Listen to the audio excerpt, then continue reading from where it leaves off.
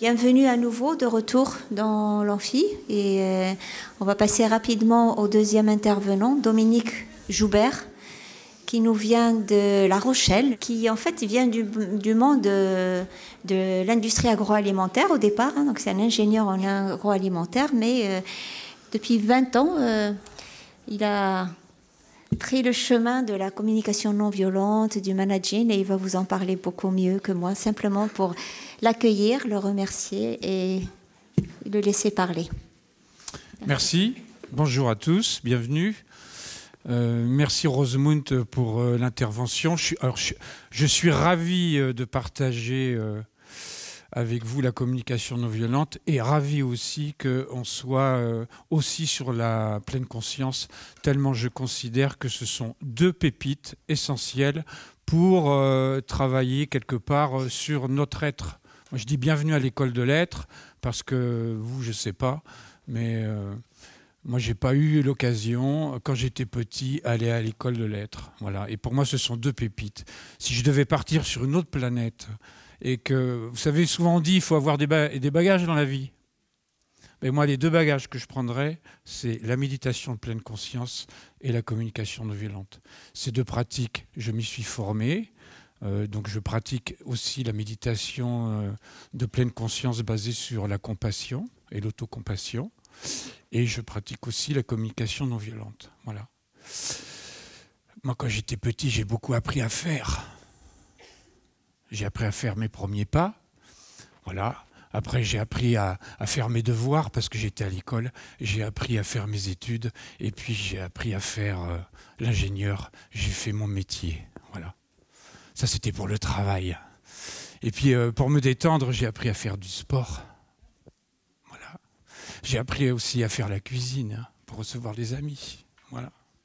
J'ai appris à faire des tas de choses. Voilà. J'ai assez vite compris qu'il fallait que... D'ailleurs, j'ai souvent entendu ça. Bah écoute, il faudra te débrouiller avec ton caractère en espérant qu'il ne soit pas trop désagréable à vivre pour les autres. Et je me suis assez vite rendu compte que entre mes aspirations voilà, que j'avais de bien m'entendre avec les personnes, avec mon mental qui fonctionnait très bien parce que j'avais valorisé énormément mon mental en tant qu'ingénieur, surtout que tout petit, on me disait « Oh, lui, c'est une grosse tête. Hein. Lui, c'est une grosse tête. Hein, il en a comme ça. » Et donc, moi, j'étais un mentaliste. J'analysais, je décortiquais tout. Et quand j'avais des problèmes relationnels ou des petites tensions, je passais du temps à comprendre l'autre, pas trop à me comprendre. J'interprétais, à mon avis, s'il a dit ça, c'est parce que demain, si je m'y prends comme ça, ça devrait. Je passais énormément de temps et d'énergie à me fatiguer la tête. De temps en temps, je ruminais. Quand je vivais mal quelque chose, je ruminais.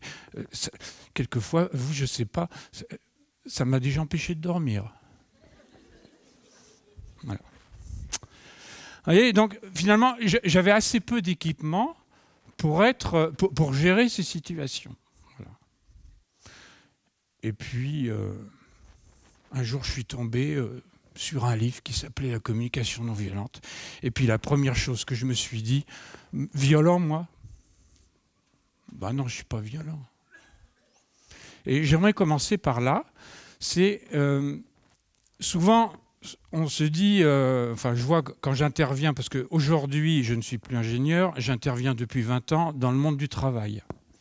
J'interviens aussi auprès de particuliers que j'accompagne sur ces deux pratiques. Voilà, sur des stages de 2 jours ou de 4 jours, où on travaille sur la pleine conscience de ce qui se passe en soi et chez l'autre, et la verbalisation de ce qu'on a découvert chez soi et chez l'autre. Voilà. Mais j'observe que même dans le monde de l'entreprise, on dit... Bah, Dominique, ça fait quand même longtemps qu'on ne se dit pas, si tu n'es pas content, rendez-vous sur le parking et tu vas voir de quel bois je me chauffe. On est civilisé. Voilà. J'imagine que très rarement, même si de temps en temps dans votre milieu, dans le milieu où on accueille les personnes en souffrance, on peut avoir à accueillir des fois ce qu'on appelle des incivilités entre nous, dans le monde du travail, majoritairement dans nos relations sociales. Il est assez rare qu'on peut monter le ton, mais il est assez rare qu'on utilise des mots comme, j'ose même pas le dire, des noms d'oiseaux. Voilà. OK. Bon, voilà. Ça, c'est souvent le mot violent, mais donc après, je clarifierai ce qu'on appelle non violent. Déjà, prenons conscience que des fois, notre manière d'être n'est pas si douce que ça pour nous-mêmes ou pour les autres. D'accord ? Voilà. Et la communication non violente, ça commence par avoir conscience des pièges dans lesquels nous nous renfermons et qui sont souvent nos habitudes. Vous voyez ? Le meilleur moyen de sortir d'un piège, c'est de savoir qu'on est dedans. Voilà. L'autre jour, un ami me dit ouais, machin, c'est un gros con. Ok, bon, d'accord. Est-ce que tu te rends compte de ce que tu as dit? Il dit, qu'est-ce que j'ai dit? C'est la vérité quand même. Vous voyez? Alors, ça c'était mes habits préférés. Moi, je suis un ancien gentil. D'accord? Faire le gentil. Alors, je vais participer au sondage. Hein. Je fais un sondage, on est entre nous, personne ne le saura. La communication non violente, ça commence par reconnaître, avoir conscience de la manière dont nous réagissons. Voilà. Alors moi, je lève le doigt si je me sens concerné. La question que je vais vous poser, est-ce qu'à un moment donné, vous avez pu faire ou dire quelque chose qui ressemble à ce qui est écrit là? Oui. Levez le doigt. Ah, qu'est-ce que ça fait plaisir de partager son imperfection. Ok, très bien. Bah oui. Des fois, je me dis non, je veux pas d'aide. Et puis je passe ma journée à râler en disant quand je pense qu'il faut que je m'occupe de ça tout seul, vous voyez. Voilà. Des fois, est-ce que tu veux faire ça? Oui, pas de problème. Oh putain. Je suis surchargé de travail. Il y a quelqu'un qui me dit, alors je reçois un mail, merci de m'occuper de ça, de t'occuper de ça. Tu vois. Puis la personne ne prend pas la précaution de savoir si j'ai le temps, si je suis disponible. Vous voyez, il y a un petit point d'exclamation à la fin. Alors, je me jette dessus. Voilà. OK. Alors,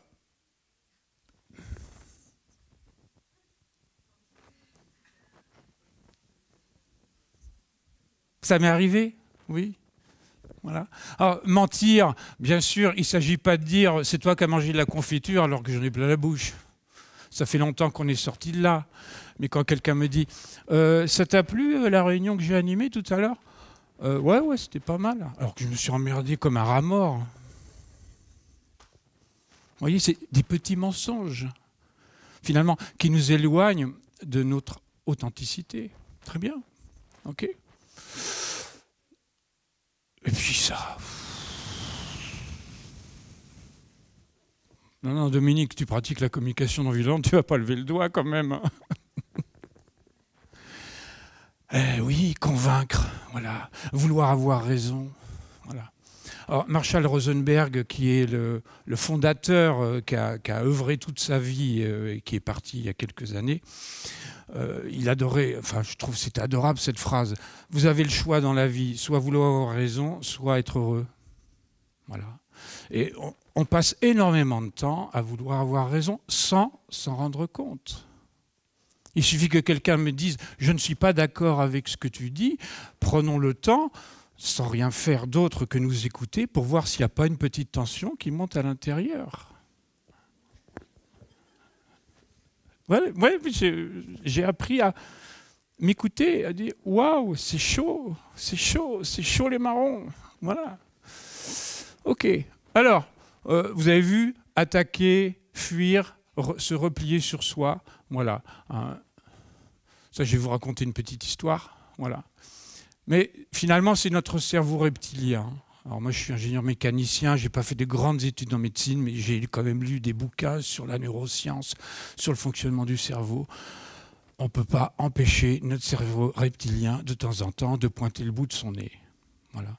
Alors moi, ça fait longtemps que j'ai plus une peau de bête, ça fait longtemps que je chasse plus le mammouth, ça fait longtemps que je suis avec des êtres humains, donc heureusement que je ne vais pas leur taper dessus, mais je me rends compte que quelquefois, c'est mon cerveau reptilien qui dirige mes mots et qui dirige mes comportements. C'est comme ça. Voilà. Finalement, c'est mon système de menaces qui est en place. Voilà. Ce qui fait que quelquefois, je montre un beau sourire. J'ai eu des managers qui étaient là. Je t'écoute. Et ils ne se rendent pas compte que leur système de menace est en place. Et vous savez ce qu'ils font pendant qu'ils m'écoutent? Ils préparent leur contre-argumentaire. Eh oui, voilà. Alors, juste, hop, petit bouton.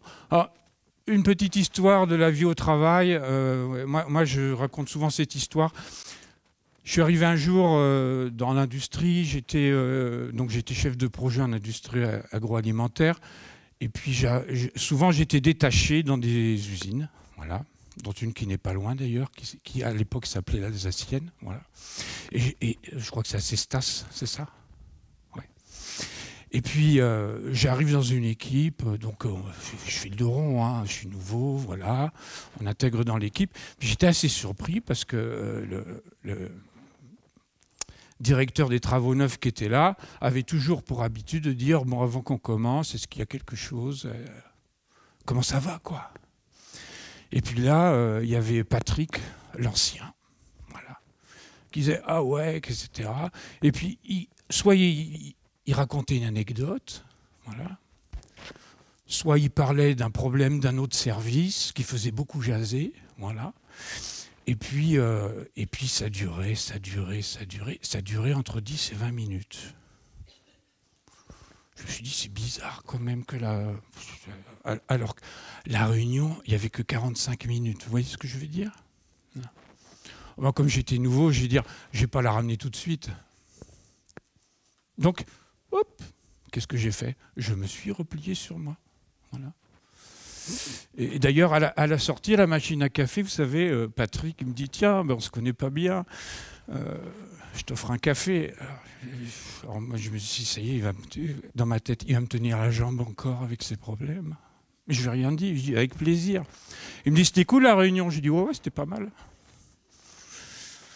Une réunion, 2 réunions, 3 réunions. Vous voyez ce que je veux dire? La tension monte. À la 4e, c'était comme un rituel, tout le monde s'était habitué à ça. Voilà. À la 4e réunion, qu'est-ce qui se passe? Patrick, entre guillemets, remet le couvert. 20 minutes. Je commence à bouillir à l'intérieur. Voilà. Vous voyez, comment on fait comprendre ce qu'on vit mal sans le dire? Vous avez des méthodes, vous?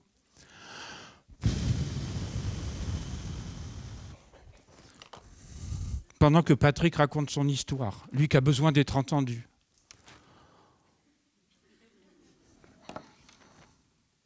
Voilà, ok, très bien. Je dis toujours rien, d'accord? Mais là où ça devient presque ubuesque, c'est que y a des collègues, il y a un moment, je passe dans le couloir, puis je me rends compte qu'ils parlent de Patrick. Donc je me mêle à la conversation, je vais avoir enfin l'occasion de dire ce que je pense de Patrick, sans parler à Patrick. Et j'en place une, je dis, vous ne trouvez pas que Patrick, il exagère un petit peu, il la ramène un peu tout le temps? J'ai personne surpris. Je dis, enfin, Patrick, c'est l'ancien. Enfin, je veux dire, il faut quand même le respecter. Ok, très bien. Bon, je dis, mais, enfin, je trouve qu'il exagère un peu. Alors, il y a quelqu'un qui me dit, tu sais, Patrick, il faut le prendre comme il est, hein, il faut savoir s'adapter. Ça vous parle, ce genre d'histoire?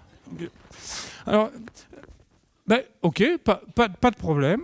Voilà. Je reviens en réunion, 5e. Alors là, je ne sais pas ce qui se passe. Vous voyez, l'effet cocotte minute. Je ne sais pas ce qui m'a pris. Je ne me suis pas reconnu. Au moment où Patrick a ouvert la bouche, je lui ai dit, bon, Patrick, ça suffit. Je te rappelle qu'on est au travail et on est en réunion d'équipe. Patrick m'a regardé avec 2 yeux, lui aussi très surpris. Et il m'a dit, bon, ben écoute, si on ne peut plus rien dire... Et puis j'entendais, ben, il ne se prend pas pour de la merde, le petit jeune. Hein. Voilà. Du coup, Patrick s'est tu pendant la totalité de la réunion, y compris quand on lui posait des questions qui concernaient son boulot. Tu as quelque chose? Non, non, non, non. Voilà. Et c'est vrai que pendant une semaine, on s'est évité. Voilà. OK? Voilà où ça nous amène. De ne pas s'écouter.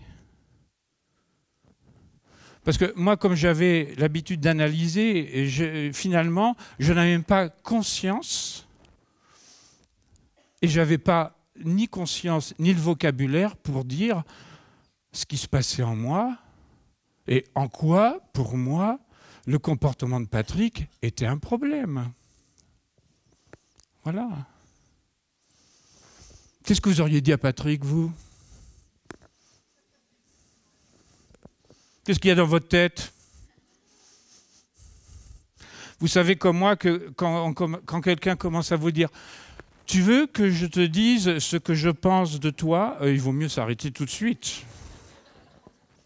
Non, je préférerais que tu aies des mots pour dire qu'est-ce qui ne va pas? Comment te sens-tu? Et puis surtout, qu'est-ce qui fait que j'ai pu faire ou dire quelque chose qui te déplaît? Parle-moi de ton besoin, vous voyez, les fameux besoins. Parce que j'imagine qu'un certain nombre d'entre vous ont déjà entendu parler, ont déjà essayé d'appliquer ou appliquent peut-être la communication non violente.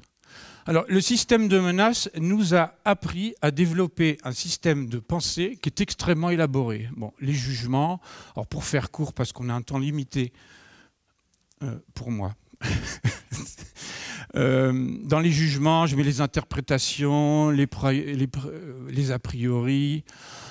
Oh, encore un manager qui arrive, tu vois, voilà, ça c'est encore un jeune, tu vois, voilà. Les jugements qu'il y a dans ma tête, voilà, il n'est pas sympa, il n'est pas motivé, il est très professionnel, voilà. Je mets les interprétations. Je suis sûr qu'il a dit ça parce que... Voilà, je mets tout ça dans les jugements. Voilà. C'est-à-dire, on va appeler ça la déformation de la réalité. Voilà. Finalement, c'est vrai. Nous déformons la réalité. Voilà. Et on a tellement l'habitude de la déformer qu'on ne se rend même plus compte qu'on déforme la réalité. Et que notre langage est une déformation de la réalité. C'est pour ça que les personnes réagissent énormément aussi. Voilà. C'est assez rare quand je dis « dis donc, ton travail n'était pas très bon hier », c'est assez rare qu'une personne, vous voyez, ça ne la pique pas. C'est rare. En disant « j'entends ta déception ». J'imagine que le contenu est différent de ce que tu souhaitais, ou peut-être que c'est ton besoin de clarté et de synthèse qui n'a pas été satisfait quand tu lis mon rapport pour lequel j'ai passé 3 jours à faire. Ok, la pensée binaire. La pensée binaire, c'est que notre cerveau, des fois, il aime bien vous voyez, faire simple et dire c'est bon ou c'est pas bon. Voilà, c'est bien ou c'est mal. Et quelque part, on peut inconsciemment avoir développé une habitude de l'opposition qui ne nous aide pas à éviter le rapport de force. Vous voyez, c'est ton besoin ou le mien. C'est toi ou c'est moi. Il faudrait savoir. J'ai raison, tu as tort. Ou si tu as raison, j'ai forcément tort. Vous voyez ? Et puis le langage déresponsabilisant, c'est-à-dire qu'on a pris l'habitude de dire « je suis obligé d'aller à cette réunion, voilà. Je n'ai pas le choix, il faut absolument que je fasse à manger ce soir. » Voilà. C'est comme si finalement on n'était pas responsable de ce que nous vivions, de ce que nous faisions. Ce sont des habitudes de pensée, d'accord, des habitudes de langage. Moi, il y a des personnes qui me disent ah ben Dominique, il faut que je t'informe, je suis obligé de venir à la formation. Dans ma tête, je me dis, ouais, c'est pas gagné au niveau de la motivation, vous voyez, c'est chaud quand même. Et je lui dis, merci d'avoir choisi d'être venu. Alors lui, vous voyez, ça, hop. Voilà. J'imagine que tu aurais souhaité faire autre chose, mais qu'en même temps, tu as décidé de faire autre chose. Ok.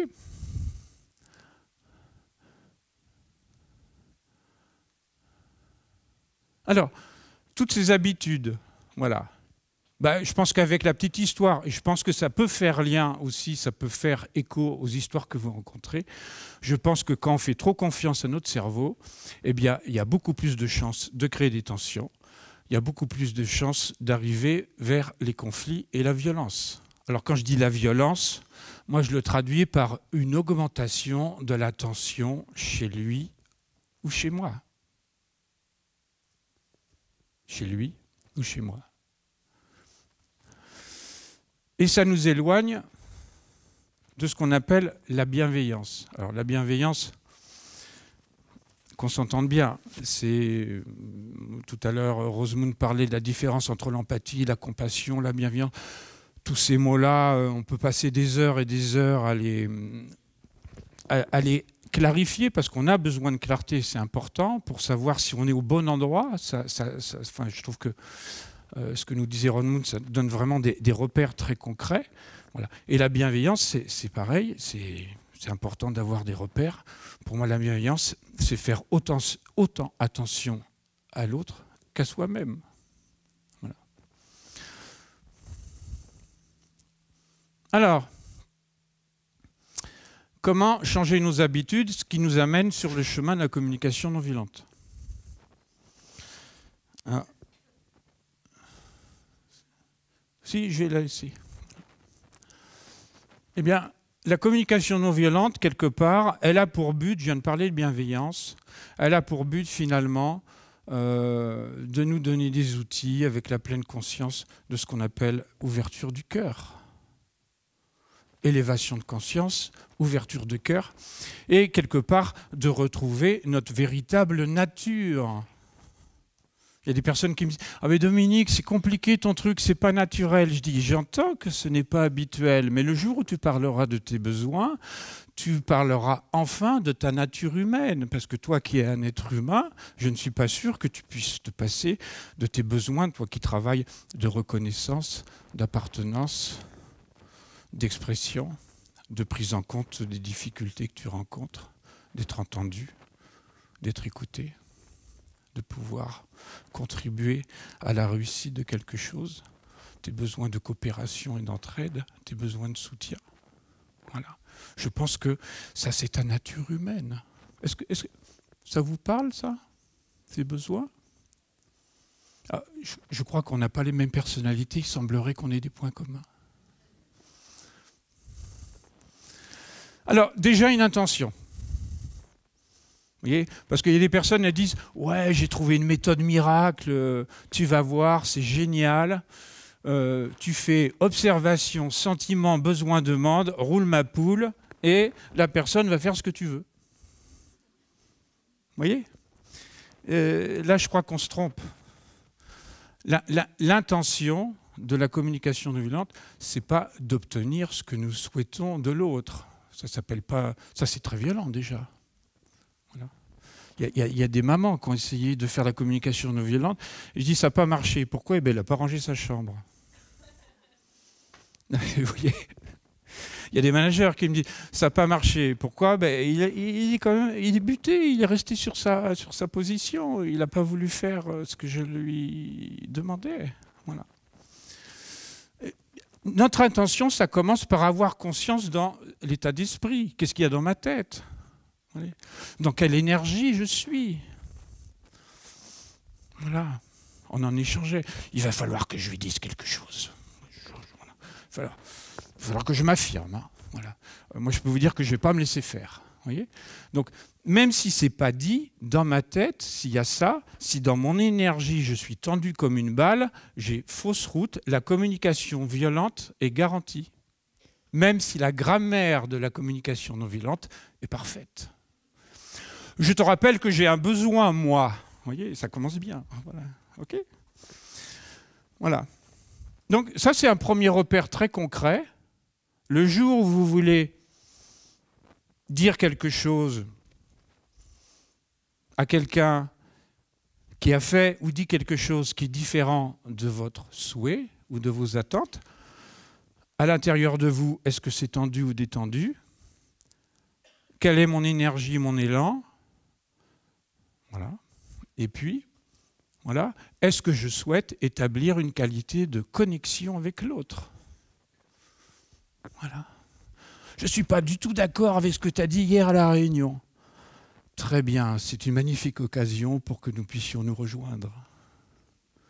J'imagine que ton besoin n'a pas été satisfait et j'aimerais à t'entendre que tu écoutes aussi le mien qui explique pourquoi j'ai dit ça à la réunion hier. Est-ce que tu serais d'accord pour qu'on prenne le temps de se rejoindre humainement? Bon, je le caricature, mais c'est vraiment ça l'intention de la communication. Dès que je sors de cette intention, c'est peut-être un signal pour dire mon système de menace est activé. Et je repars. D'accord ? Voilà, se rejoindre dans ce que nous vivons naturellement, humainement, et renouer avec la bienveillance. Rosemunde parlait d'études qui ont été faites sur le cerveau, et il y a des études qui ont été faites comme quoi nous aurions une capacité de bienveillance naturelle. Donc vous pouvez le prendre comme ça. La communication non violente et la pleine conscience nous permettent de retrouver notre bienveillance naturelle. Est-ce qu'il y a quelque chose qui vous rend plus heureux que avoir une Ferrari? Quand je vois que quelqu'un a besoin d'aide, que ce soit une situation professionnelle, une situation personnelle, et que sans réfléchir, avec l'élan du cœur, je lui donne quelque chose tellement je vois qu'il a besoin d'aide, et qu'il me remercie avec un magnifique sourire en me disant « Heureusement que tu étais là », est-ce qu'il y a quelque chose qui vous rend plus heureux que ça?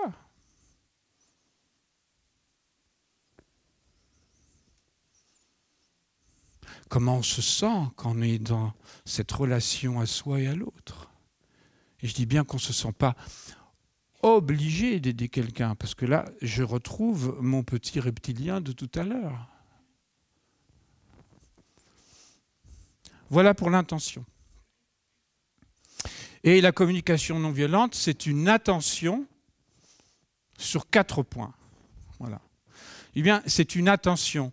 L'idée, c'est de dire, je vais porter mon attention à ces points-là, parce que ça me donne plus de chances de me comprendre, de me dire et d'être entendu par l'autre. Voyez ? Donc l'idée, c'est d'exprimer avec l'artiste ce qui se passe en moi. Et ce processus-là, je vais aussi, on parlait d'écoute empathique, d'écoute compassionnée, d'offrir une pleine présence à l'autre, je vais offrir ce processus aussi à l'autre. C'est-à-dire, l'autre, qu'est-ce qu'il a vu, comment il s'est senti, de quoi il avait besoin, et finalement, est-ce qu'il attend quelque chose de moi? Voilà, quelle est sa demande? Voilà. Et quand je traite un collègue d'individualiste, il n'entend pas bien mon besoin d'aide et de coopération, vous voyez. Le message est brouillé, c'est pas clair. C'est hyper maladroit, parce qu'il va réagir en me disant enfin, mais franchement, mais qu'est-ce que tu te plains, toi? Vous voyez, voilà comment... voilà. Alors que si je lui dis, je sais que tu es très occupé à faire ton compte-rendu, en même temps j'ai besoin d'aide et la seule personne qui puisse me dépanner pour l'instant que je sache, c'est toi. Est-ce que tu me comprends? Est-ce que tu serais d'accord? Est-ce que tu aurais un moment? Est-ce que c'est possible? Personne ne dit, là, non, mais dans 1 heure, pas de problème. Voyez, le message est plus clair. La question, c'est cette conscience-là et ce langage-là, est-ce que je les ai vraiment? Moi qui avais passé plus de temps à m'occuper des besoins des autres, la première fois où on m'a posé la question, alors Dominique, c'est quoi tes besoins pour être heureux? Donc vous sentez, ça sent un peu le cabinet de psy quand même. Et vous savez ce que j'ai répondu? Non. J'ai dit, moi j'ai pas de besoin. Mon besoin, c'est que les autres soient heureux. Pas de langage. Pas de langage. Donc j'ai dû apprendre à m'écouter et j'ai dû apprendre à trouver quelques mots pour dire les choses. À ce stade-là, n'hésitez pas à réagir quand vous le souhaitez. Il y aura un petit espace pour les questions. Est-ce que mon propos, j'ai besoin d'être assuré sur la clarté du propos, ça va? Ok. Alors, observer sans juger. Voilà. Alors, à chaque étape, je me suis rendu compte que, moi, la première fois que j'ai dit ça, j'ai dit facile, observer, facile. Waouh. Je me suis rendu compte que j'étais il y a un stagiaire ce week-end, il m'a dit Dominique, je me rends compte que je suis un robot à jugement. Je dis pourquoi? Quand je veux faire une observation, derrière un jugement, c'est un autre jugement qui vient. Voilà. C'est-à-dire, le premier mot qui m'est venu, c'est il n'est pas sympa. Et après, il n'est pas cool. Et après, ce qu'il a fait, c'est pas normal. Mais il n'y a que du jugement, finalement. Donc, et en même temps, nous percevons les choses. Nous voyons et nous entendons les choses. Donc, les deux choses sont dans votre tête. Donc, avec la communication non violente, il ne s'agit pas, parce que moi j'ai une petite éducation judéo-chrétienne, hein, bon, voilà, et j'avais appris qu'il ne fallait pas juger. Donc j'ai dit, enfin, un outil au service de mes valeurs, donc il ne faut plus que je juge. Mais je suis incapable de ne pas juger. Je ne sais pas faire ça. Donc la pire violence qu'on peut se faire dans l'apprentissage de la non-violence, c'est de ne vouloir pas juger. Première étape, les jugements d'un côté, ce que je vois et ce que j'entends de l'autre. Voilà. Cette réunion n'a servi à rien, c'est un jugement. Qu'est-ce que j'ai vu? Qu'est-ce que j'ai entendu? Faites-moi une proposition. Est-ce que vous êtes dit un jour, cette réunion ne sert à rien? Ça vous est arrivé? Oh bon. On pourrait avoir tendance à croire à ces jugements en disant ils sont tellement tous à penser la même chose que j'ai eu tendance à croire que c'est vrai. Ok, très bien. Alors, mais qu'est-ce que vous avez vu et entendu qui vous fait dire? Est-ce que quelqu'un peut me faire une observation?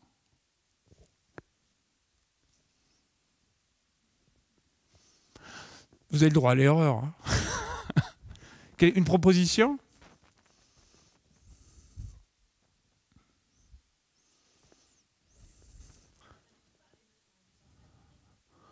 Pas du tout. Ah, voilà. C'est-à-dire que ce dont nous avons parlé est différent de ce qui était prévu et qui était marqué sur l'ordre du jour. Ça, c'est factuel. Ça va mieux. Voilà. Merci. Vous voyez, c'est à vous de savoir, mais vous voyez, il faut qu'on cherche un petit peu. Tellement c'est pas habituel, il faut qu'on cherche. Voilà. Mais la bonne nouvelle, c'est que pour la communication non violente, toutes les ressources sont en vous. N'en faites pas une histoire de vocabulaire pour l'instant. OK ? Donc voilà. J'ai un collègue qui est très motivé, ou il est moyennement motivé. Vous voyez, qu'est-ce qu'il fait? Qu'est-ce qu'il dit? À chaque fois que je viens le voir, pour l'instant, depuis ce matin, il me dit « Qu'est-ce qu'il y a encore ?» Ça, c'est une observation, vous voyez? C'est une observation. C'est la réalité. Voilà. Alors, on va se dire, mais pourquoi? Parce que, mais tout simplement parce que, on l'a vu, les jugements ferment les oreilles des autres, surtout quand ils expriment nos insatisfactions. Il y a quelqu'un qui m'a dit, bah ouais, mais il faut quand même dire les choses. Un jugement positif, c'est agréable. Je lui dis, ça, c'est quand quelqu'un est content de toi.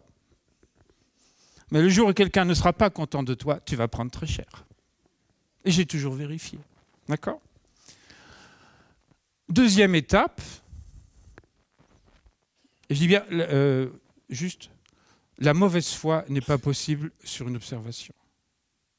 C'est un terrain neutre. Voilà. Si je dis, voilà, depuis ce matin, pour l'instant, quand je te donne quelque chose, tu me dis qu'est-ce qu'il y a encore ? Et que je le dis avec une intention de me faire comprendre, pas une intention qui est « j'aimerais que tu fasses autrement tout de suite », parce que ça commence à me gonfler, vous voyez. J'ai bien vérifié mon intention de départ. D'accord. La personne va envie de dire « ouais, et alors ?» voyez? Donc ça veut dire qu'il faut que j'en dise plus. Eh bien, je vais t'en dire plus. Je vais te dire l'effet que me font les faits. A été. Et donc, je suis invité à écouter mes émotions, à accueillir mes émotions. Et ça, je reconnais que je n'avais pas beaucoup appris à accueillir mes émotions. Moi, petit, on m'a dit, il ne faut pas se mettre en colère, c'est pas bien. Comme ça, après, j'ai pris le truc du gentil. J'ai dit, bon, dire. Après, à 12 ans, j'ai fait du football, on m'a dit, c'est un sport de mec, si tu chiales à chaque fois qu'on perd, ça va mal se passer. Puis après, je suis arrivé au travail et puis on m'a dit, tu sais, ici, les états d'âme, on les met en porte-manteau. J'ai dit, bah dis donc, à quel moment on a droit d'être humain?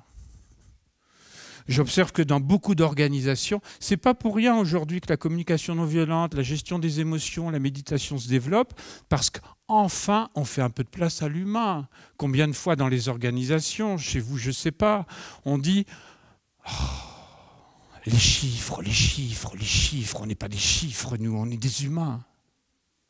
Ça vous arrive? La gestion, mais on s'occupe d'humains et aussi nous, on est des humains. D'accord? Voilà. On n'a pas la place. On n'a pas la place.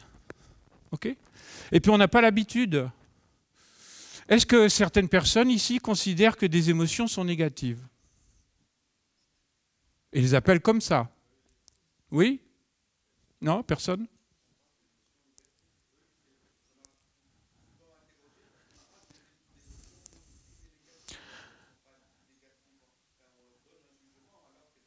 Ok. Alors, est-ce que si je vous propose de les voir comme confortables ou inconfortables, est-ce que c'est plus... très bien. Ben voilà. Vous avez appris quelque chose. Mais peut-être que vous le saviez déjà. Oui, j'aime bien ce mot confortable ou inconfortable. Voilà. Vous avez une jauge d'essence.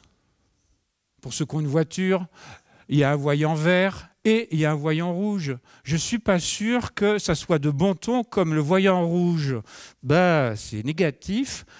Essayez de le démonter et vous me direz si vous arrivez à aller jusqu'au bout du chemin, si vous n'allez pas tomber en panne.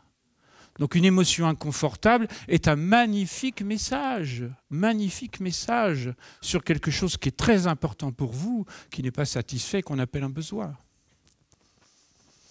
Et je reconnais que, voilà, on parlait d'écoute compassionnée, de l'écoute empathique. Il y a des personnes, elles ne sont pas habituées à côtoyer les émotions. Elles sont dans l'illusion. Des fois, on me dit, Dominique, tu es chez les bisounours. Mais moi, je dis, vous êtes dans l'illusion. Être heureux ne veut pas dire avoir des émotions confortables 24 heures sur 24. C'est impossible. C'est ce qu'essayent de nous vendre les publicités ou je ne sais qui. Ce n'est pas possible. Alors, des fois, je dis, je suis inquiet. On me dit, t'inquiète pas. Bon, je remballe. Ça va? Ouais, ça va. Vous voyez, ça commence comme ça. Le non-accueil des émotions. D'accord? Voilà. Et c'est un indicateur. Voilà. Alors, je suis le premier, enfin, je ne suis pas en train de vous dire que quand j'ai une émotion inconfortable, je ne rêve pas d'en sortir. Le jour où j'ai un voyant rouge, je rêve de pouvoir remplir. Voilà. Donc, je regarde le voyant rouge. Dominique, tu es déçu. De quoi ça parle? Mais quand je vois l'entretien que j'ai eu comme manager, le nombre de choses qu'elle n'allait pas, je suis déçu tellement les efforts que je fais pour contribuer à l'amélioration du fonctionnement du service n'ont pas été reconnus pour moi dans cet entretien. Ma déception me parle de mon besoin de reconnaissance. Ma tristesse, quand je vois deux collègues qui se chahutent, qui se font la guerre depuis des semaines, ça m'attriste tellement j'aspire à ce qu'il y ait un peu de calme, de sérénité, de paix entre les humains et tellement je suis convaincu que c'est possible. Ma tristesse me parle de mon besoin d'entente. Appelez ça comme vous voulez, c'est ce que j'appelle un besoin.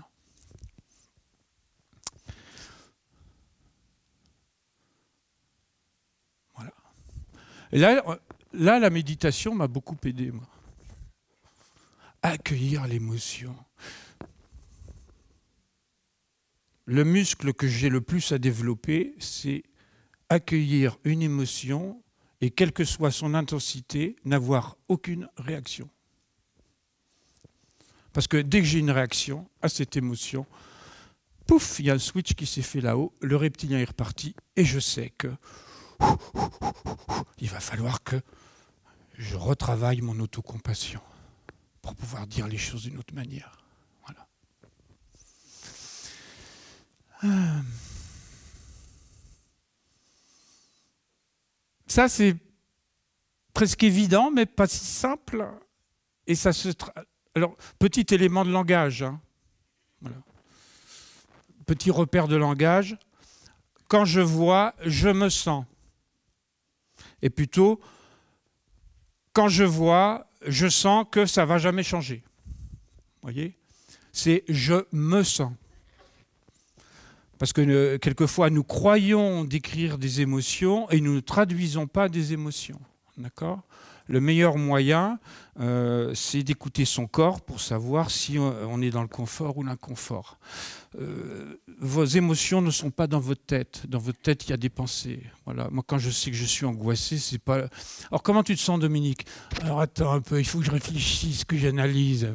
Mais écoute, la boule au ventre. Bah oui, tu es rempli de trouille. Très bien, mais ça, t'as peur. Oui, tu es un peu anxieux. Oui, c'est mon corps qui est là. D'accord? Et puis on a développé un langage aussi qui traduit notre manque de responsabilité, qui est je me sens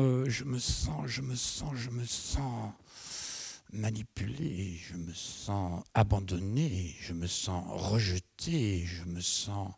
Sont-ce des émotions? Moi, quand je me sens abandonné, je me sens triste. Donc, quand quelqu'un décide de ne plus me voir pendant 3 jours et que cette relation est très importante et que je me dis « il m'abandonne, donc je me sens abandonné », je parle de ma tristesse. Voilà. Et ça parle de l'importance de la relation pour moi. J'ai besoin d'être sûr que ce n'est pas définitif. Voilà. Comme quoi, nos habitudes de langage en disent long sur... ce qu'on voyait au début. D'accord? Et si j'endosse la responsabilité de mes émotions, à partir du « je me sens », je vais partir sur le « parce que je ». Parce que si j'endosse pas, pourquoi tu es énervé? Pourquoi tu n'es pas bien? Parce que il. Ou parce qu'on ne m'a pas. Donc, je suis énervé parce que je. Ça, c'est des petites clés, vous voyez, qui nous mettent sur le bon chemin. Voilà.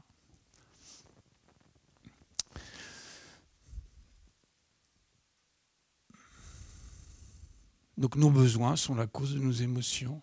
Et moi, de temps en temps, je suis comme vous. Alors, je pense, j'ai des heures de vol, on dit, j'ai des heures d'expérience, mais je peux vous dire que les anciennes habitudes poignent au bout de leur nez, et de temps en temps, je suis comme vous, dans ma tête, c'est... Le reptilien ne peut pas endosser la responsabilité de ses émotions. Voilà. Pourquoi tu es en colère? Particulièrement quand on est en colère. On fait un focus sur l'autre. La cause de notre colère, c'est l'autre. Ben oui, cette blague. Et les personnes qui me disent, ben quand même, il n'aurait pas fait ça, je ne serais pas énervé. Ben oui, mais quand il le fait, tu es énervé. Pourquoi tu es énervé? Mais c'est parce qu'il a fait ça. Vous voyez, il y a des personnes, c'est compliqué. Quand il fait ça, je suis énervé parce que... Voilà. Alors, avant de faire l'exercice... essayez de voir un peu comment ça chemine. Je vais vous proposer de participer.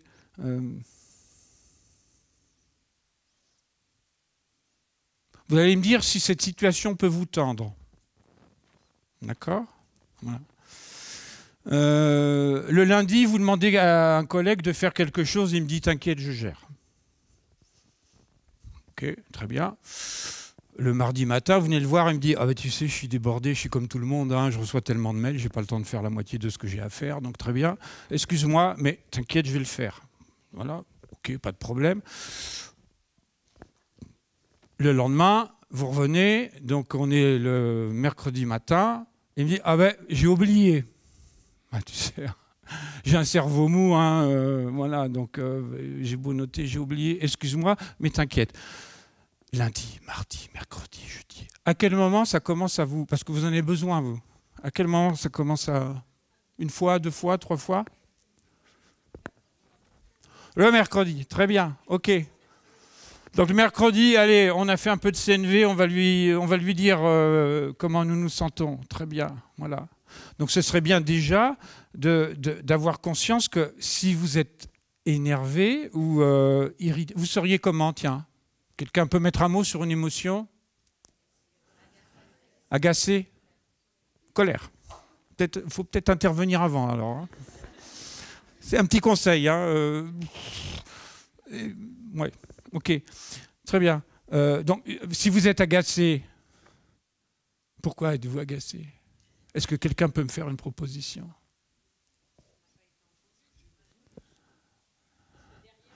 Donc j'ai besoin de ce rapport. Mais oui, ça j'ai compris. Mais qu'est-ce qui fait que quand je vous dis oui et que le lendemain je vous fais vivre du non, ok, j'ai compris, mais c'est quoi le besoin qui n'est pas satisfait quand vous dites j'ai besoin de ce rapport? Besoin d'être entendu? Besoin de sécurité? Oui, il faut un petit temps pour s'écouter. Moi, j'ai besoin de pouvoir faire confiance à la parole. C'est-à-dire, quand on me dit oui, j'ai besoin de dormir sur mes 2 oreilles. Voilà. Donc, à vous, si c'est entendu, ok. Mais voilà, on vient de faire un petit exercice de CNV. Voilà. Quand je me sens agacé, j'ai besoin. Voilà. Et donc, c'est vrai que ça va nous permettre de mettre de côté des phrases comme « décidément, on ne peut pas te faire confiance, tu n'es pas quelqu'un de fiable ». Je ne suis pas sûr que je te confie beaucoup de choses à l'avenir.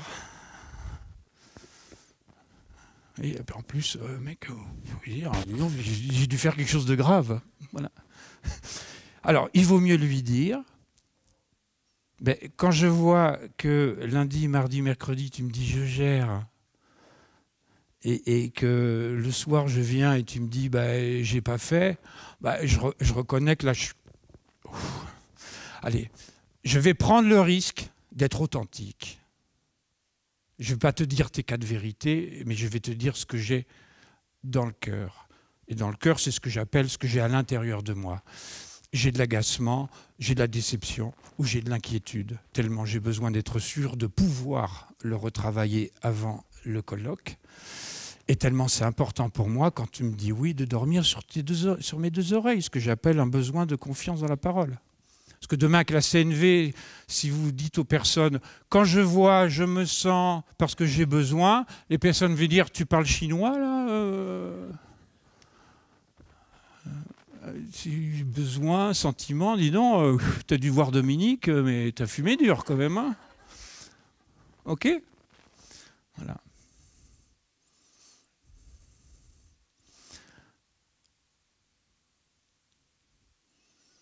Et la dernière étape, maintenant que je connais mon besoin, je vais me rendre la vie plus belle. Voilà. Plutôt que d'attendre que les personnes devinent ce qui est bon pour moi sans leur dire. Voyez, bah, on travaille ensemble depuis 10 ans. Il devrait me connaître. Il devrait savoir que quand il fait ça, ça m'énerve quand même. Il devrait savoir ce qui me fait plaisir. On donne un super pouvoir aux gens. Il faut qu'ils soient devins. Voilà. Comment faire comprendre que et c'est des petits moments de la journée. Ah ben là, ce truc, c'est pas très OK, il faut que je lui dise. Voilà. Alors, faire une demande, voilà, pour se rendre la vie plus belle. Donc l'idée, c'est est-ce possible pour toi? Hein, et vous savez comme moi que le meilleur moyen de savoir si on est dans l'exigence, c'est la qualité d'accueil que vous allez offrir au non. Voilà. Est-ce que ce serait possible de faire ça? Non. Bienvenue. Ah oui.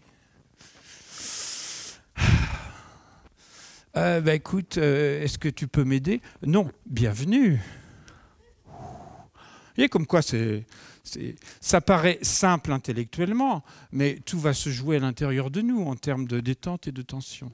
Donc à chaque instant, Ça nous donne des repères. Quand je suis dans la demande, je me rends compte que je commence à me tendre, je suis dans l'exigence. Ça me tend, donc ouverture, ouverture, découvre les magnifiques raisons pour lesquelles il te dit non. Parce que moi qui rêve de dire non quand mes besoins sont sollicités par la demande de quelqu'un, vaut mieux faire ce cadeau aux autres. Moi j'aime dire non, alors pourquoi l'autre n'a pas le droit de dire non finalement ?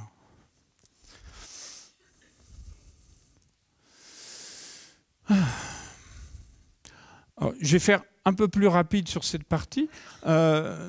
Écoutons-nous vraiment, parce que avec les apports de Rosemundt, elle a déjà dit des choses pour moi qui vont dans ce sens, mais on se rejoint complètement. Prenons conscience des nombreux obstacles que nous offrons quand quelqu'un a besoin d'écoute, a besoin d'être rejoint dans ce qu'il vit. Voilà. Nous sommes conditionnés dans le monde du travail, problème égale solution. Il suffit que quelqu'un commence à me dire « Ouais, tu sais, avec les gars, avec mon responsable de service en ce moment, ça se passe pas très bien. » Au bout de 2 minutes, je vais dire « Moi, je serai toi, je ferai ça. » Vous voyez ? Je peux diminuer l'importance. C'est pas si grave. Voilà. Je peux avoir de l'empathie pour un Pierre. Mets-toi à sa place, c'est pas facile non plus. Vous voyez ? Donc je me suis rendu compte, comme le disait tout à l'heure Rosemundt, que des fois je crois être à l'écoute, mais en fait je ne suis pas à l'écoute. Et souvent ces obstacles partent souvent de notre propre inquiétude. Voilà. On parlait de qualité de présence, d'écouter au bon endroit. Et là où je vais rajouter quelque chose, c'est je vais essayer, quand la personne parle, de capter sa couleur émotionnelle. Et puis, je vais essayer de faire une proposition de besoin. Voilà. De toute façon, moi, dans ce service, si j'étais pas là, ça pourrait pas tourner comme ça. Voilà. De toute façon, il n'y a que moi. De toute façon, il n'y a que moi qui bosse. Très bien. Okay. Quel magnifique besoin ça cache. Voilà. Est-ce que tu es énervé tellement tu as besoin d'aide et de soutien? Est-ce que tu es à bout tellement peut-être tu as besoin que, quand je dis ton travail reconnu, qu'on fasse attention à ce que tu fais et qu'on en parle un petit peu dans les réunions, parce qu'on parle de ça, et peut-être que là, tu es déçu. Est-ce que c'est ça? Donc je vais prendre le risque de verbaliser quelque chose, mais je ne vais surtout pas être sûr que j'ai deviné à sa place. C'est l'autre qui sait, je ne suis pas à sa place, je ne suis pas dans son cœur, je ne suis pas dans sa tête. Mais j'essaye de le rejoindre avec beaucoup de compassion et d'empathie dans ce qu'il vit. Et c'est sur cette base-là que va se créer la connexion. Nous allons nous rejoindre sur les besoins. Et sur cette base-là, la bienveillance peut naître. On se comprend tellement, on se rejoint tellement humainement que je vois à quel point des conflits d'une semaine peuvent être résolus en une demi-heure. C'est hallucinant. Des personnes qui étaient dans l'opposition, pouf, et dire bon, je vais te le faire. Tout simplement parce qu'on a pris le temps de se, quand je dis comprendre, de se rejoindre mutuellement sur nos besoins. Y compris une mère de famille. Voilà. Range ta chambre. Excuse-moi, j'ai fait un peu de CNV. Est-ce que c'est possible de ranger ta chambre?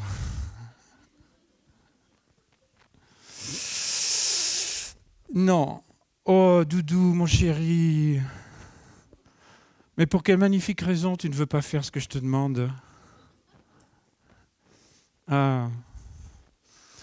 Faire. Déjà, j'ai fait mes devoirs, j'étais à l'école. Voilà, si on ne peut plus jouer maintenant, il faut encore ranger, il y en aura le bol. Ah, tu as besoin de te détendre. Est-ce que c'est ça? Oui, quand même un peu. Ok. Mais finalement, quand je dis range ta chambre, est-ce que j'étais aussi clair que ça sur le fait que... Mais en quoi c'est important pour moi que la chambre soit rangée? Peut-être que... oui, c'est vrai, c'est une bonne question. Des fois, les ados sont un peu rebelles. Dis, qu'est-ce que ça peut te foutre? Mais elle est très bonne, la question. Elle est très bonne. Ça m'invite à clarifier mes exigences. D'accord? Voilà. Bon, au moins, votre besoin de détente aura été nourri. Alors, en cas de désaccord inévitable, se rejoindre sur les besoins pour construire une solution ensemble. Oui, le désaccord est inévitable. Il y a beaucoup de personnes qui me disent « Dominique, est-ce qu'on peut apprendre à gérer les conflits ?» Je réponds « Je crains qu'il soit trop tard. » Parce que vous faites déjà la guerre. Le conflit est un choix. C'est une façon de traiter un désaccord. Et moi, j'ai une vie, je me sens très bien, je me sens très heureux. Et en même temps, du soir au matin et du matin au soir, il y a des tas de choses qui sont différentes de ce à quoi j'aspire. Bah oui, je me lève, j'ai la petite chemisette, et puis il y a un orage qui tombe. Ça commence mal la journée, vous voyez. Je ne suis pas en accord avec le temps qu'il fait. Ah oui. Après, je prends la voiture, j'ouvre. Elle n'est pas dans le même état que je l'avais laissée, tu vois. Une boîte de McDo, 3 frites sur le tableau de bord. Je ne suis pas d'accord avec ça. Voilà. J'arrive au travail, je dis bonjour. Tout le monde continue à rester concentré. Je ne suis pas d'accord avec ça. Voilà. Mais je peux choisir de danser avec l'autre, de besoin à besoin, d'aller vers l'autre et d'aller vers moi, pour mieux nous comprendre et trouver une solution, ou pas. Mais en tous les cas, on finira par « est-ce qu'on est d'accord ?» pour dire que pour l'instant, nous sommes en désaccord. Voilà. Okay. Alors quand je dis « voilà »,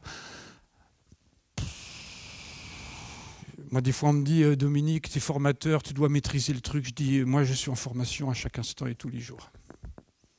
Or, j'ai un peu d'expérience, mais je suis encore en formation parce qu'à chaque instant, je suis sollicité émotionnellement et à chaque instant, je dois faire attention à ce que mes anciennes habitudes ne me rattrapent pas. Voilà. Donc, je ne suis pas sûr que ça soit un truc qu'on maîtrise, je ne suis pas sûr que ce soit une méthode qu'on applique, c'est plutôt un processus qui nous accompagne à chaque instant. Et je vous propose, allez, en 5 minutes, un petit exercice de CNV. Nous devons terminer très exactement à 12h30. Okay. Alors, est-ce que vous préférez un petit exercice ou est-ce que vous préférez des échanges et des questions?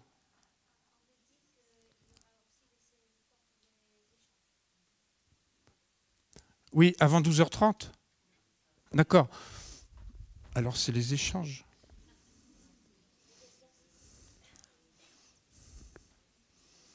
Alors, allez, l'exercice, allez,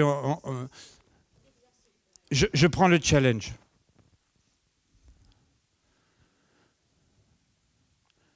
Et puis, je vous pose la deuxième question qui est, essayez de voir si une petite partie de vous, dans votre corps, est-ce qu'il n'y a pas une petite sensation désagréable, un petit picotement, un fourmillement, quelque chose qui parlerait d'une émotion, pas négative, mais moins confortable, moins agréable. Essayez de voir le besoin qui serait en creux, le besoin qui ne serait pas satisfait à cet instant. Est-ce que j'ai besoin de me ressourcer tellement je me sens fatigué? Est-ce que j'ai besoin d'échanger, ce qui fait que je suis un peu tendu quand je vois les minutes qui passent? Est-ce que j'aurai le temps de poser ma question? Je ne sais pas. Voilà. Et maintenant, vous avez 1 minute pour le partager avec votre voisin, et votre voisin est dans le silence. Et vous échangez au bout d'1 minute.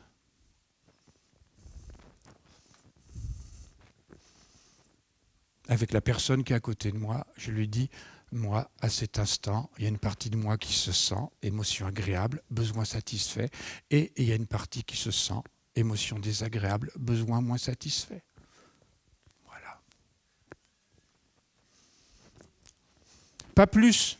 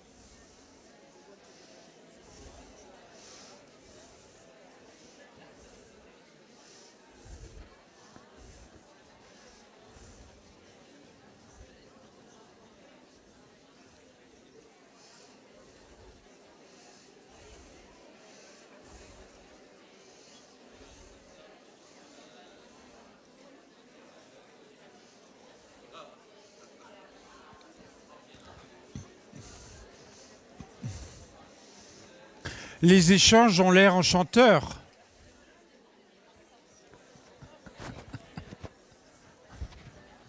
Alors, j'ai l'impression qu'on ne voit plus le temps passer.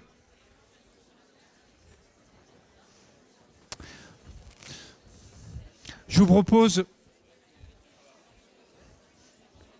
de cesser de mettre un frein à l'élan qui semble s'installer. Voilà. Juste quel effet ça fait finalement, avec beaucoup d'authenticité, de parler de son émotion et de son besoin. Quel effet ça fait? Un petit peu les questions. Pardon? Ça fait du bien. Ça fait du bien de se comprendre humainement. Merci. Quand je dis merci,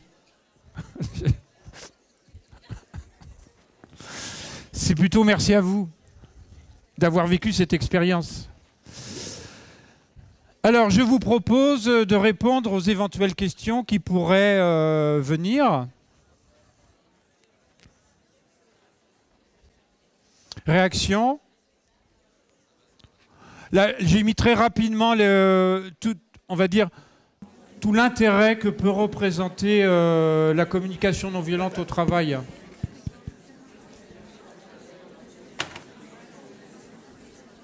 Ça me paraît compliqué de parler de la QVT sans parler de l'humain et des émotions. Alors, oui, question, réaction, désaccord.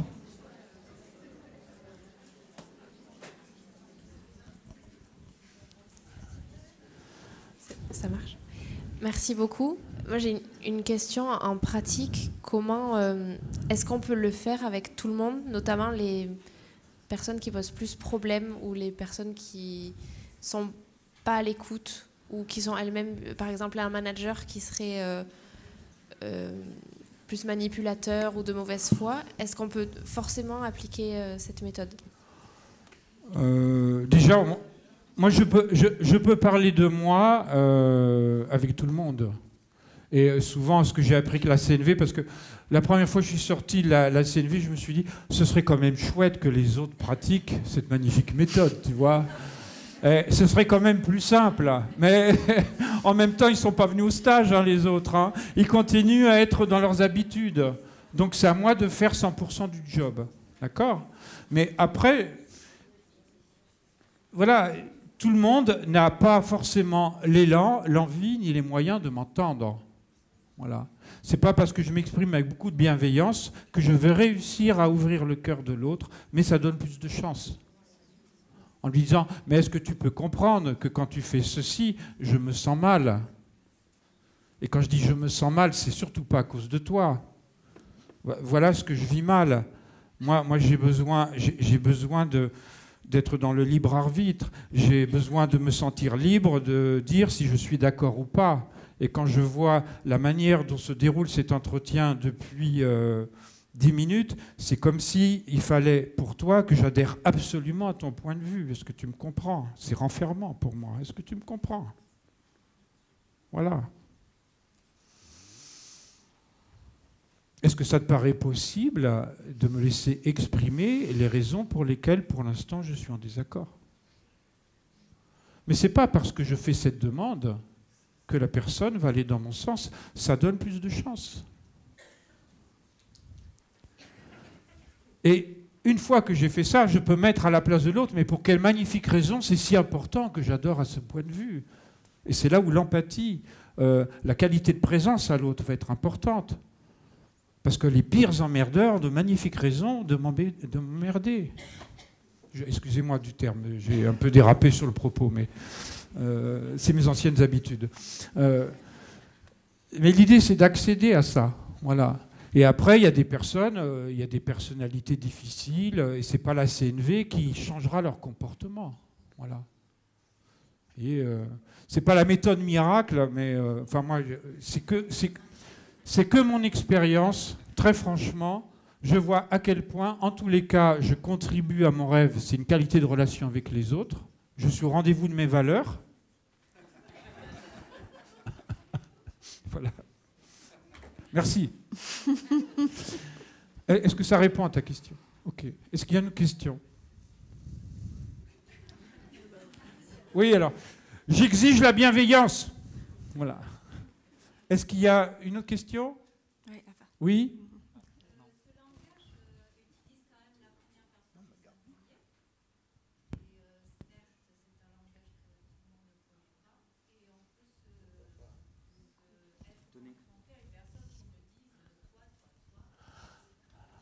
Ah. Oui, oui, oui, oui, oui. Je répète la question. C'est un langage qui utilise la première personne du singulier. Oui. Et donc, on peut être confronté, puisque tout le monde ne connaît pas ce langage, à avoir toi, toi, toi, et toi, donc l'ego. Oui. Donc, Alors, là, ce que vous me dites, ça renvoie déjà à mon intention. Mon intention, c'est pas c'est de m'exprimer et en même temps d'écouter l'autre. C'est de parler de mes besoins et en même temps de me relier à ceux de l'autre. Ce n'est pas de mettre en avant mes besoins au détriment de ces deux autres. Donc c'est voilà. Et moi, j'ai connu des personnes qui, pour la première fois, avaient trouvé quelque chose de miraculeux. J'ai un outil pour parler de moi, qui ont été des terroristes de la CNV, en disant j'ai un besoin. Hein. Donc maintenant que j'ai fait une demande, il ne manquerait plus que tu t'en occupes pas quand même, voyez. Mais souvent, c'est l'effet boomerang. Moi qui me suis tu, maintenant que j'ai une occasion de me faire entendre, voilà. Donc il y a peut-être un équilibre à trouver pour certaines personnes. Mais en aucun cas, c'est quelque chose d'égocentré. L'autre a autant d'importance que moi. Tout à fait, c'est juste par rapport au langage de chaque personne qui n'est pas le même. Mais on peut avoir une adaptation de langage. Voilà. Après, le jeu, quand il est dit avec beaucoup de douceur, voilà. Et puis il y a des personnes qui disent toi, quelqu'un qui dit mais toi, ce qu'on peut avec l'empathie lui dire, j'ai l'impression que tu te sens agacé tellement tu as des choses à dire. Il faut avoir beaucoup de répondants. Alors, j'adore ce que vous dites, parce que si je veux avoir du répondant, je suis mort. C'est du tac au tac. Il y a de fortes chances que mes automatismes, c'est comme un jour mon fils me dit, papa, j'aimerais, alors je pense qu'il vaut mieux pas avoir du répondant dans ce genre de situation. Papa, j'ai un truc à te dire, j'aimerais que tu le prennes bien. Alors je vais avoir du répondant, vous voyez. Je lui dis déjà merci de ton attention, parce que ça me fait plaisir de prendre en compte le fait que ce que j'imagine être un scud va me faire sur moi. Voilà. Effectivement, et il m'annonce qu'au bout de 4 ans, il a décidé d'arrêter ses études, moi qui les ai financées à 80%, et qu'à 22 ans, il était assez grand pour savoir ce qu'il voulait. Et au moment où il m'a annoncé le truc, le coussin.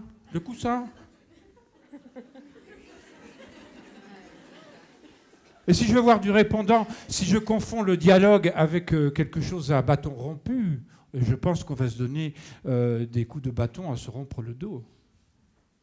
Oui, non, je ne fais pas ça. Je dis, j'ai pas les moyens là pour être au rendez-vous de la qualité de relation que je rêve d'avoir avec toi. Ce jour-là, j'ai eu la sagesse de lui dire ça. Voilà. Mais c'est qu'il m'a suivi.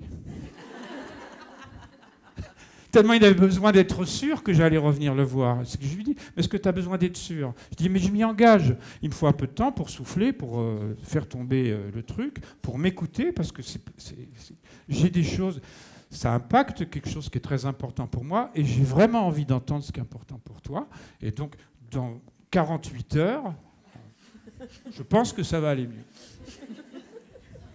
Et là, ça aurait été dangereux que je dise, bon, bah, il faut que je pense à autre chose, hein, il faut que j'aille à mes affaires. Voilà. Merci. Une dernière question? Oui, au fond. Ah, je sens une frustration quand j'entends dernière, mais bon, c'est pas grave. Oui.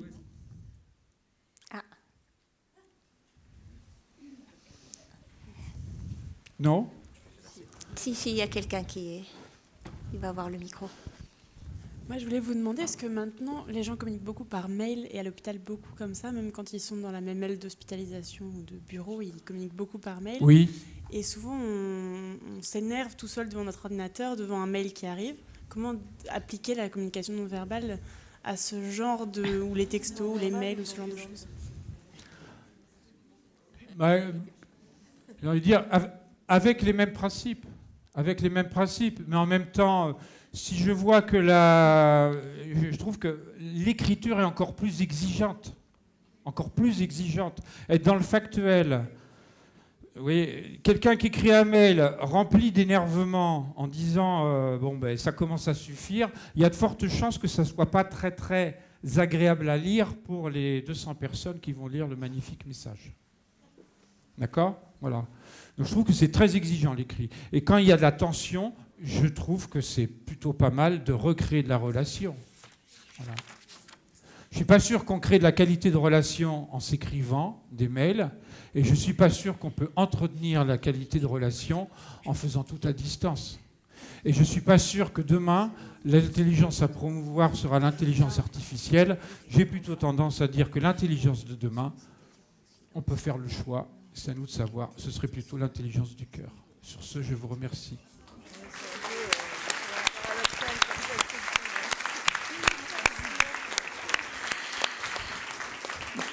Roxane, je vous présente Roxane,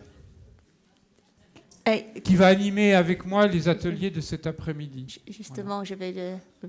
oui. C'est ce que j'allais dire. Merci beaucoup, Dominique. Merci. Merci à vous. Merci de votre écoute. Vraiment, c'était très, très intéressant. J'avais aussi des questions à poser. Oui. Et j'ai senti en moi un inconfort, une tension. Et j'ai compris que c'était le besoin pour moi de pouvoir être entendue par toi. Et donc, je vais le mettre de côté et peut-être te parler plus tard. Est-ce que j'ai bien compris les consignes de la CNV? Oui. Oui, oui. On va maintenant enchaîner sur la période du repas. Je crois que ce sont des repas dans des boîtes. Vous allez voir que dans le programme, il y avait marqué déjeuner en pleine conscience. Au départ, l'idée, c'était de vous proposer d'enchaîner dans une continuité de cette matinée sur la pleine conscience, peut-être en vous amusant avec ce que nous avons fait durant le programme d'entraînement à la pleine conscience pour ceux qui l'ont fait, ou autrement, simplement utiliser les sens pour prêter attention à l'aspect, au goût, à l'odeur et de ce qui nous est présenté dans les magnifiques boîtes qui nous attendent. Mais finalement, je pense que c'est une demande plutôt paradoxale parce que depuis ce matin, nous parlons de la communication et il est peut-être plus judicieux de vous inviter, pendant ce moment où on va être ensemble, communiquer librement, de voir comment nous fonctionnons dans la communication. Est-ce que je suis dans l'écoute profonde? Est-ce que je suis dans la CNV? S'amuser à appliquer ce que nos intervenants de ce matin nous ont appris, comme une sorte d'entraînement, puisque à 13h45, on va commencer les ateliers. Je pense que vous avez déjà les salles où vous devez aller, sachant que la première moitié d'entre vous va être dans cet amphi de nouveau, et on va guider un atelier avec Rosamund. Et l'autre moitié, pendant ce temps-là, va aller dans les salles qui leur ont été désignées, et puis après, on inverse. Et on va passer à la pratique cet après-midi, après le repas. Donc je vous souhaite un excellent appétit à tous.